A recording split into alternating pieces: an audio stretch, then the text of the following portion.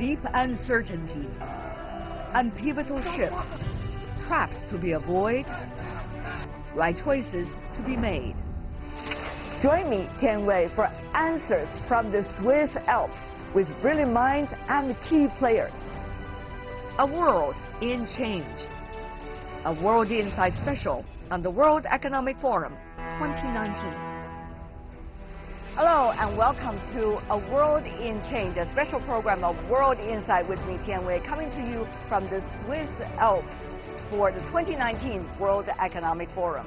Globalization 4.0 has been the catchphrase for this year's World Economic Forum, but what does it mean for us to find solutions to the challenges we are facing in this dramatically transformative time?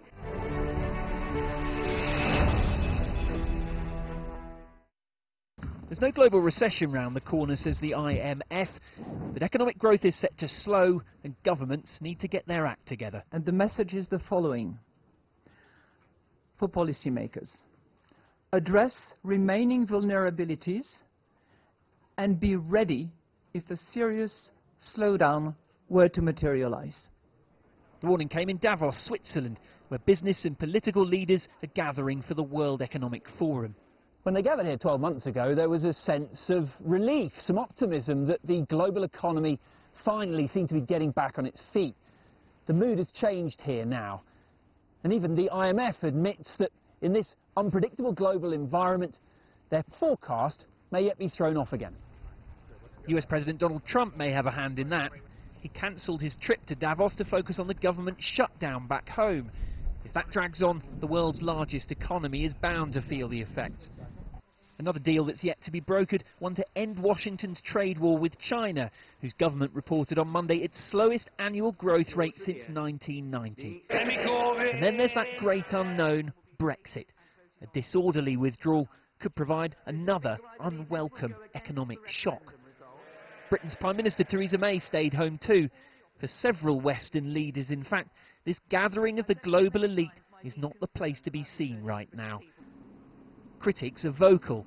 The people in Davos, the big company leaders and the political leaders, are part of the problem. They are the problem, and we want them to be the solution to ending extreme inequality, because it's out of control, it's widening, it's hurting our economy, slowing our economies, it's undermining democracy, it is trapping people in poverty. So I'm here to call for action. Growing inequality will be part of the discussion here in the coming days too, even with more haves in the room than have-nots. Di Henderson, CGTN, Davos.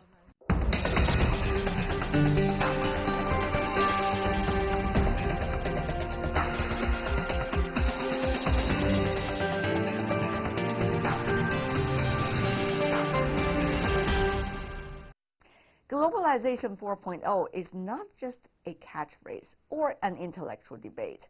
In fact, actions in the right directions speak louder than words, argued Ilham Aliyev, who is the president of the Republic of Azerbaijan. He shared with me some of the fresh case studies from his country on the sideline of the World Economic Forum in an exclusive interview. Wedged between Turkey to the east, Iran to the south, and Russia to the north, Azerbaijan is a country that punches above its weight. Gaining independence from the Soviet Union in 1991, the country is an oil and gas giant. Under the leadership of Ilham Aliyev and his father Hilde Aliyev before him, Azerbaijan has used diplomacy and natural resources to become one of the wealthiest post-Soviet states. The Caucasian country is currently constructing gas pipelines that will connect Russia to Europe. Azerbaijan excels in using its geographic position to befriend others in a challenging region.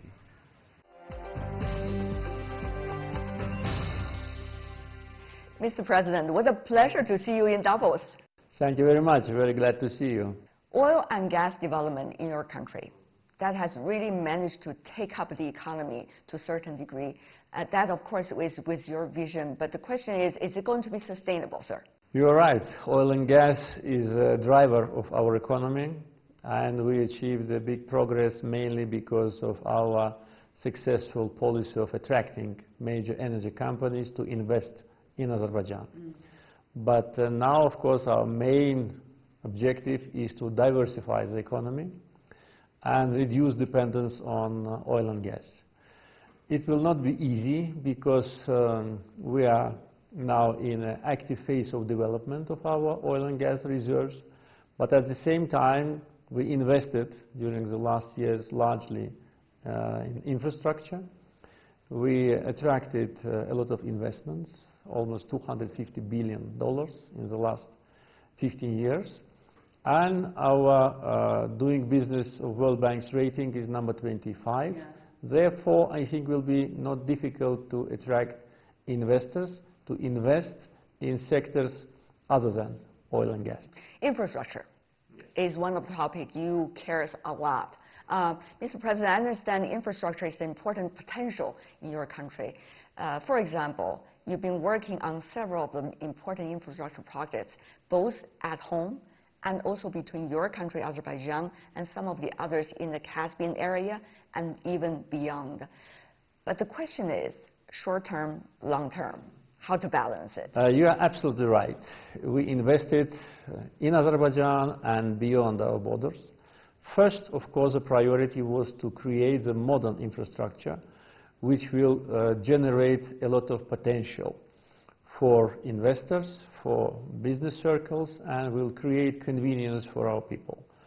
Therefore, we invested largely into power generation, and from a country which imported electric energy became the country which started to export, and we earn a lot of money from that.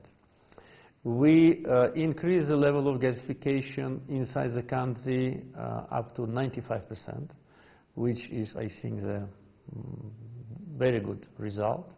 We invested largely in the road construction, and according to Davos World Economic Forum assessment, our roads are number 34 in the world with respect to its quality. Also, a lot was done on the issues related to water, sanitation, and irrigation. At the same time, we invested in our infrastructure, which will allow us to attract more cargoes and create a hub. Railroads, 6 international airports, a new port of Alat, which is capable of transporting from 15 up to 25 million tons of cargo, new shipyard, which will allow us to build all types of ships and increase the cargo transportation, and at the same time connections with countries of Central Asia and Europe. In 2017, we inaugurated Baku-Tbilisi-Kars Railroad, which was a missing part between Azerbaijan and Europe, and thus Europe and Asia. And now this road is already functioning, and we see the growth of cargoes. Infrastructure allows us to attract a lot of cargoes and to create a new important link between many countries. Well, Mr. President, as you said, your country is in a geographically very strategic place. You also got important neighbors, China, Russia, just to mention a few. Meanwhile, Europe, a very big potential for you as well. At the same time, you see a very different the United States these days over the past few years. So, Mr. President, this is a time when everybody is thinking, where am I going to be there on the map? What kinds of growth idea would I subscribe to? How much should I look inward? How much should I open the door? And it's also about how much interest should I share with the others? How much I just put it into my pocket? These are questions, put it bluntly. But as a leader, you probably need to think about it every day. So what do you make of this, the qualities of political leadership these days? And some of the strategic questions your generation of leaders probably have to figure out now. I think every leader should follow the situation and always be attentive to what is happening. We don't know what will happen in 1 year or 2 years in the world, but as far as today's geopolitical environment is concerned, I think we found our place in this environment, and this place is satisfactory for us. From point of view of international policy, our main target is to provide such a foreign policy and pursue such a foreign policy which will have positive reflection inside the country, which will reduce all types of risks. And I think we achieve that because people in Azerbaijan live in peace and the country is stable. What will be in the future, we don't know. But the more time Are you afraid of the uncertainty, or are you excited about the uncertainty? Because at the same time, it could mean challenges and opportunities all at the same time. From point of view of how foreign policy and environment influences us, I think what we have now is enough. You always can think about something better. You always can think that international situation can be more advantageous for you, but you need to work hard in order to do it, because if you sit and wait, it will never happen. I think what I think now that my concern is so that international situation around us is not getting worse. That's my concern. If it is better, if we can do it better, contribute to that, great. But if not, better stay as we are today, because today's international environment for Azerbaijan, I think, is the most appropriate and the best. So it allows us to concentrate on internal issues, to concentrate on internal problems which we still have, and to resolve these problems in a peaceful environment. When you have difficulties with different countries, misunderstandings, clashes, confrontation, it distracts your attention. It does not allow you to concentrate on your domestic issues. For me as a president, the most important is day-to-day life of the people, our economy, our industry, our social problems. Our foreign policy is a protector for that, is a guarantor for that. So far it was successful, but what will happen in the future will show. China-Azerbaijan ties have been strong and fruitful, especially since President Aliyev's state visit in 2015. During his visit, the two sides signed a memorandum of understanding on the Silk Road economic belt. But Azerbaijan's track record in multilateral projects is even more impressive. In 2015, Azerbaijan became a founding member of the Asian Infrastructure Investment Bank. Later, it achieved the status of a dialogue partner of the Shanghai Cooperation Organization. Azerbaijan's role in China's Belt and Road Initiative is elevated due to its strategic position between Europe and Asia. Whether it is by rail, ship, or pipeline, Azerbaijan is emerging as a regional transport and logistics center, primed to fast-track the Belt and Road Initiative in the future.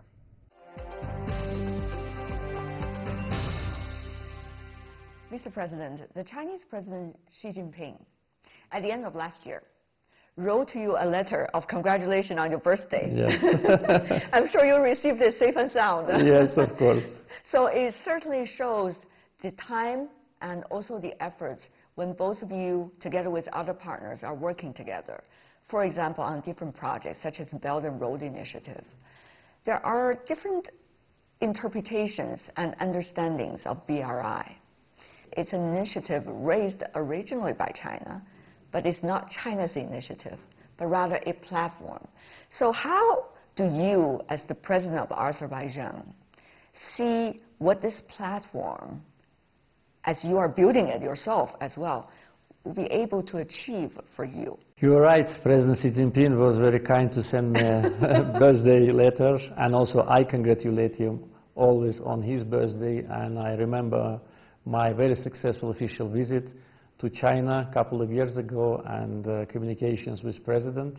We signed, by the way, many important documents which create a good framework for our cooperation.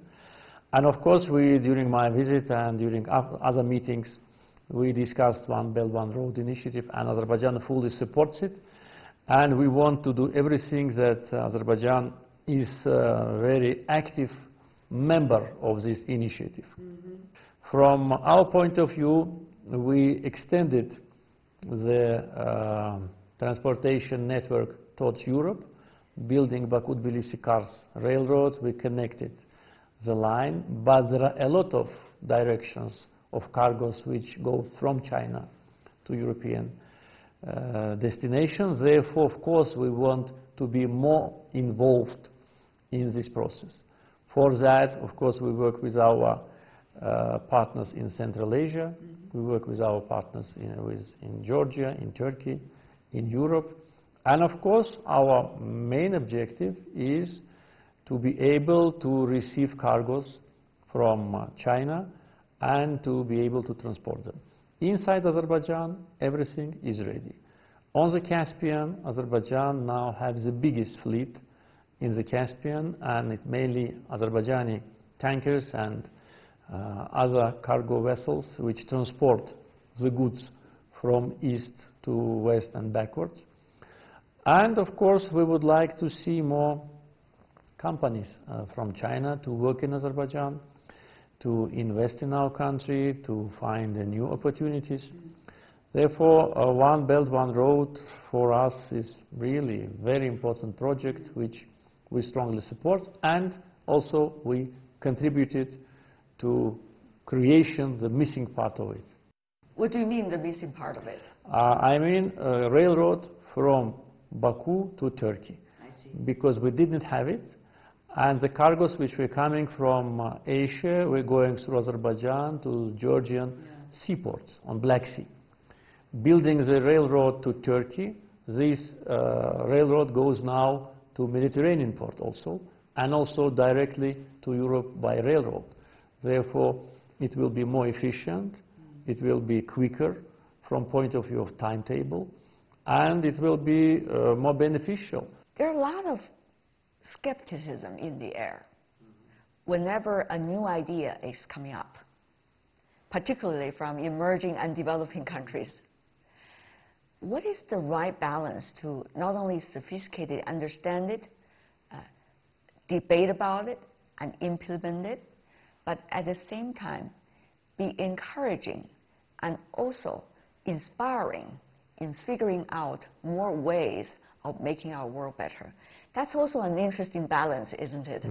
So-called skepticism with the spirit of creation and creativity. How do you see that, particularly as the president coming from a developing country? Well, it of course depends on initiatives, depends on the projects which become the subject of skepticism. From our point of view, I can tell you that all the projects which Azerbaijan initiated or joined, we completed them. We also had skepticism around us when we started to think about how to build a pipeline from Azerbaijan to Mediterranean. There were a lot of speculations, analysis, articles saying that this is not possible. It will never happen. But it happened. And today we have now oil. in retrospect, yeah. How do you see those comments? Well, some of them, I can tell you, some of them were just because of lack of information, lack of understanding about our decisiveness to implement this project. It seemed to be impossible. At the time we started it, it was in the beginning of 2000. Azerbaijan was not as strong as it is today. We were largely dependent at that time on foreign financial support. Biggest part of those skepticism and speculations was based on unfair competition attempts. I would put it in this diplomatic way.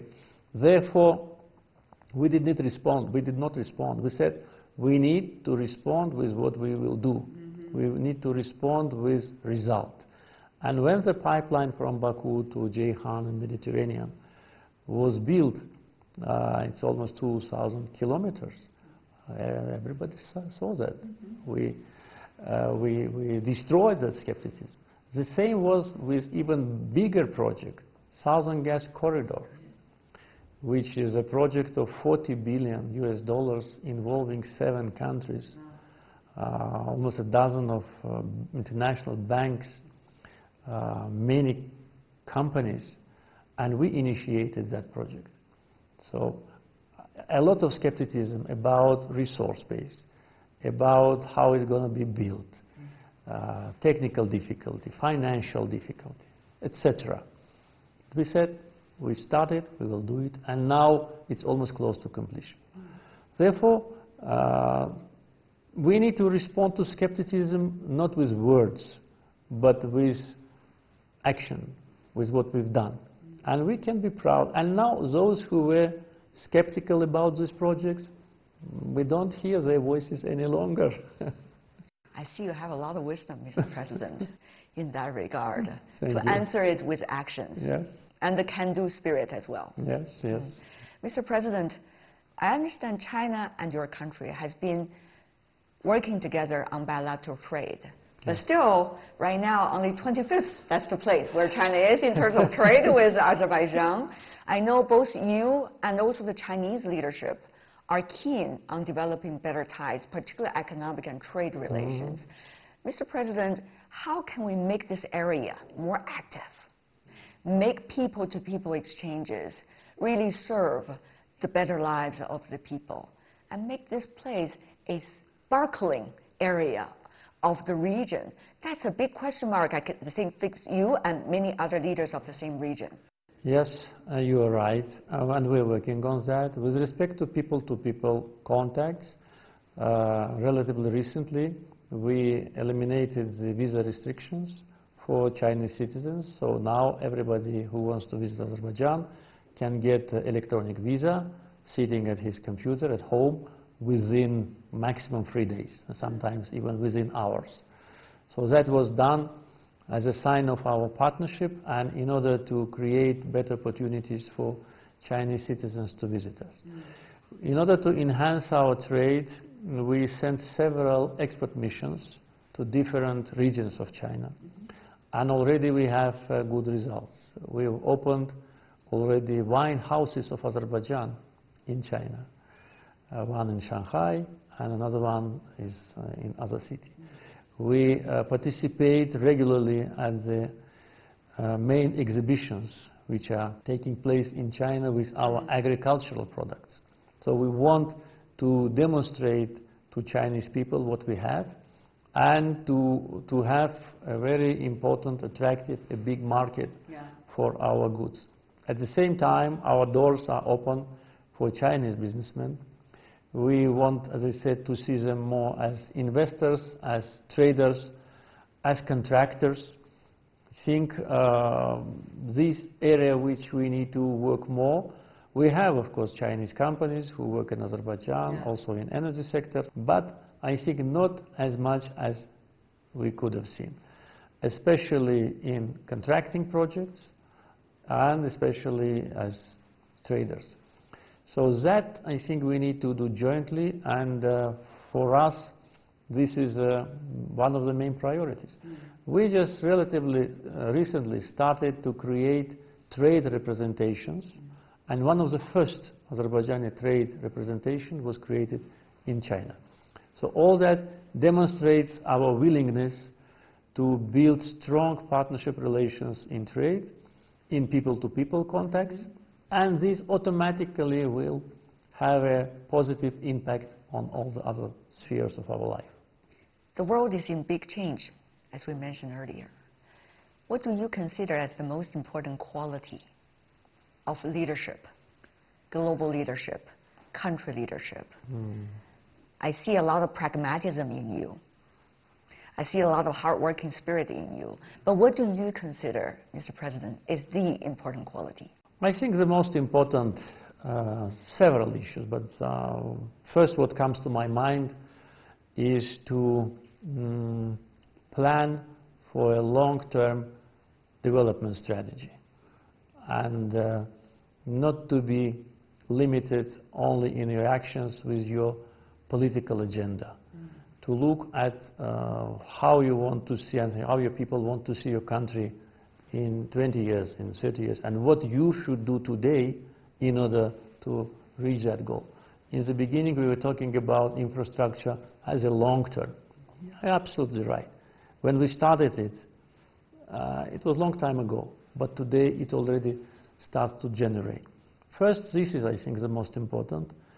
Second, most important is never to lie to the people, never to say something which is not true, and never give promises which you will not be able to implement.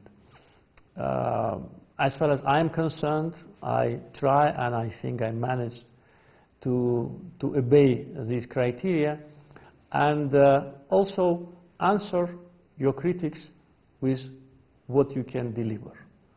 Because if you answer everybody who talks about you, who writes about you, who criticizes or attacks you, insults you, you will spend your time and you will diminish yourself to that level.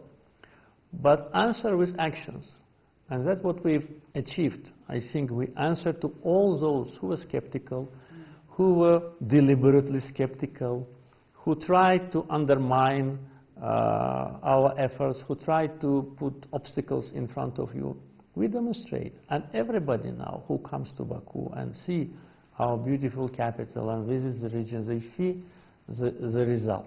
So I think these two important issues for the leader, which are important for the countries and for the leader itself. If he or she wants the people to believe, to trust him, to support him, these two must always be on the agenda of the leaders. Actions speaks louder than words, as they say. Mr. President, what a pleasure seeing you. All the best here in Davos. Thank you very much. Thank you, sir.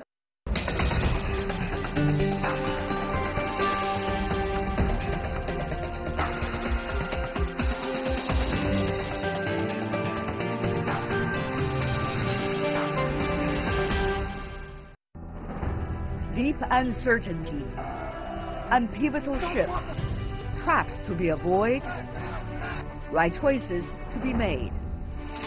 Join me, Tian Wei, for answers from the Swiss Alps with brilliant minds and key players. A world in change.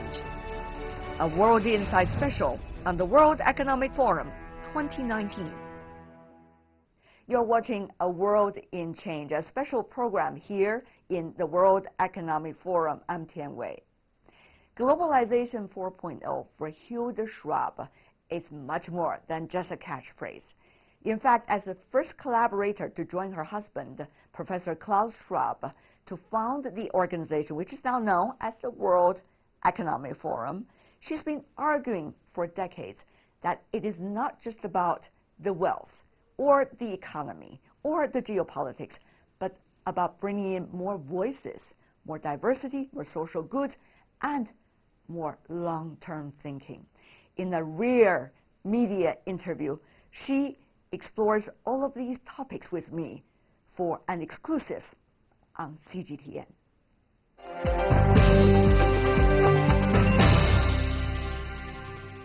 With the Crystal Award, for example, that's the first item every people see when they come into the World Economic Forum every year for the past 18 years already. They see leaders coming from cultural areas, environmental protection field. They see leaders who are discussing about social issues.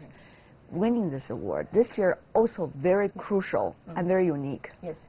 So this year will be the 25th year of the Crystal Award. And we are very happy to have 3 wonderful Crystal awardees, of course. But in the course of these 25 years, we really have seen amazing personalities who do great work. Tell us about them. Yes, environment and social issues, education and health issues. And through what they tell us, through their celebrity, they can mobilize people and show what they are doing.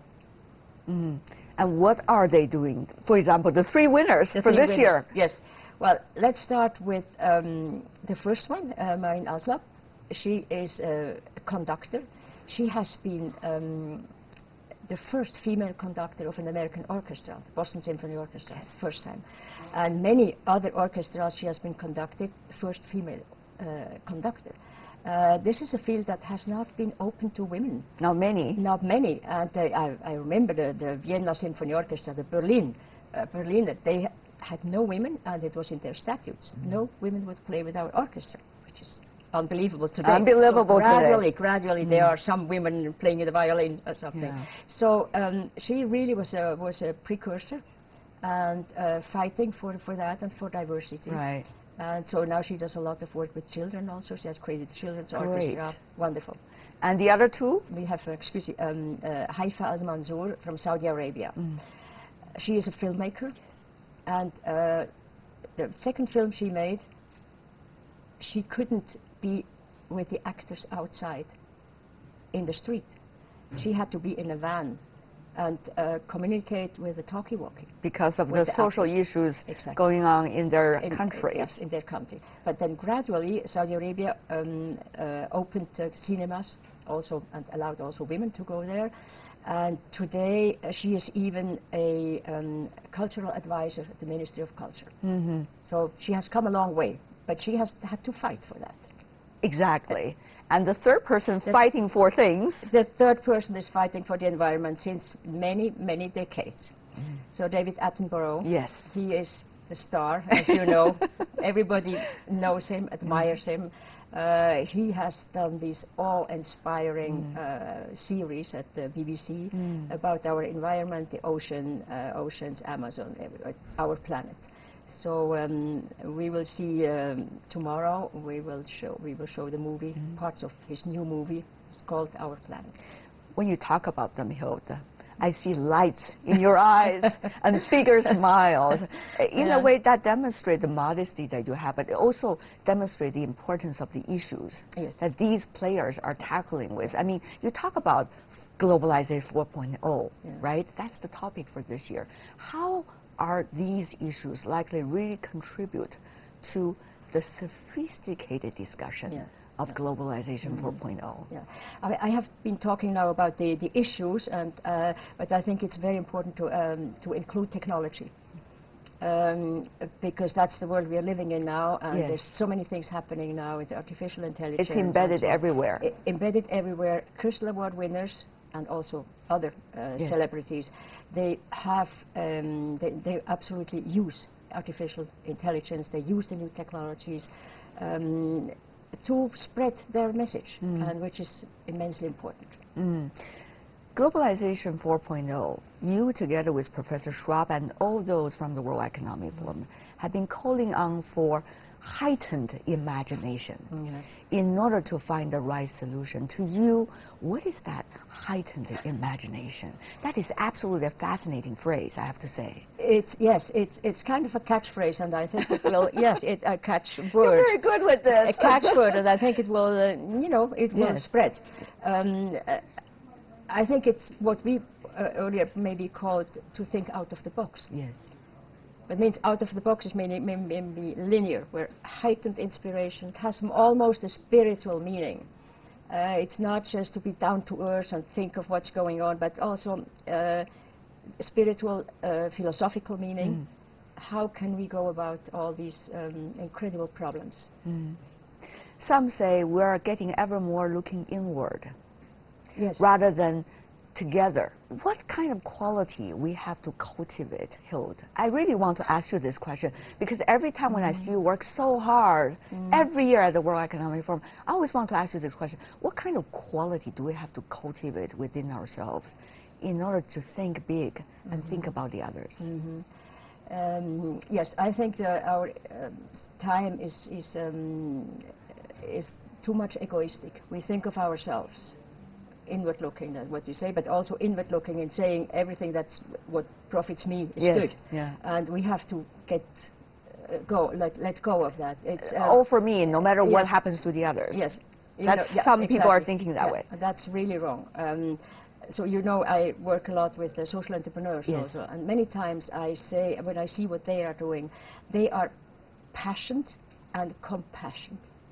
They have a passion for what they are doing, and they're compassionate also for the people with whom they work.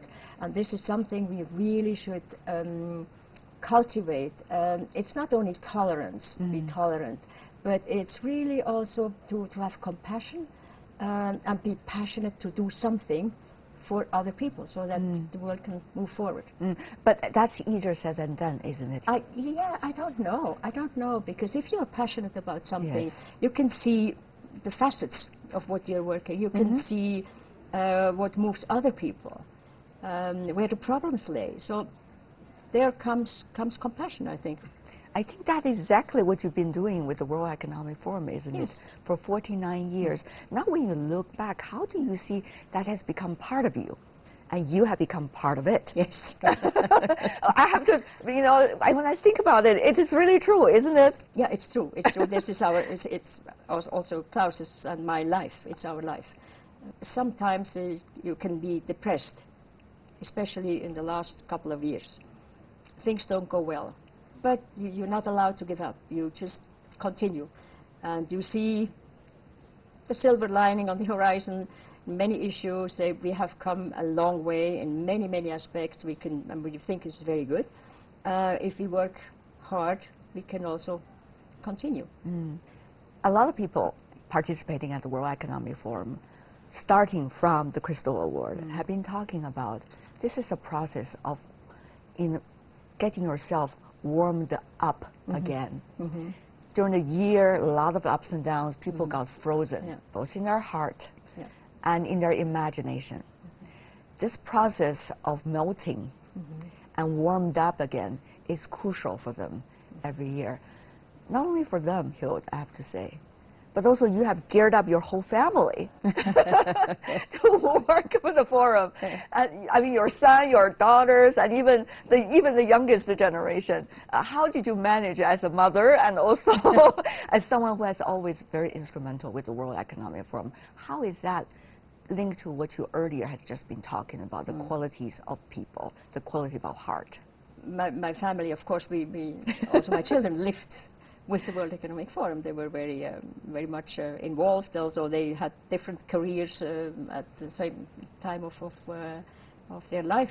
I think it's important it's to also raise a family that who understands the big issues we are living in. And education is, I think, you can also go so far with your in education, and then you let loose, and then you think that your children have a good basis. Yeah, I'm very happy about them now. Very proud. I could tell. Both of them. I could tell. Finally, before we go, there are a lot of things that needs to be figured out this time during the World Economic Forum. And the future of globalization 4.0 is still unpredictable. But Hilde, with your experience with the world, what do you think can be done now? I see a long sigh there. Yes. I see well, a long that's sigh there. a question for another half an hour. Exactly. Yes. I think the start is here at the World Economic Forum. If we just take this moment, the collaboration of all the people who come together, this multi-stakeholder approach, where we talk about, because nobody can work in a silo. So we need, and a very interesting conversation I had this morning with the social entrepreneurs. One of them said it's not only about cooperation, it's about co-creating. And I think we need to co-create our future. I thought that was a very good phrase in the manner that the forum always has been doing.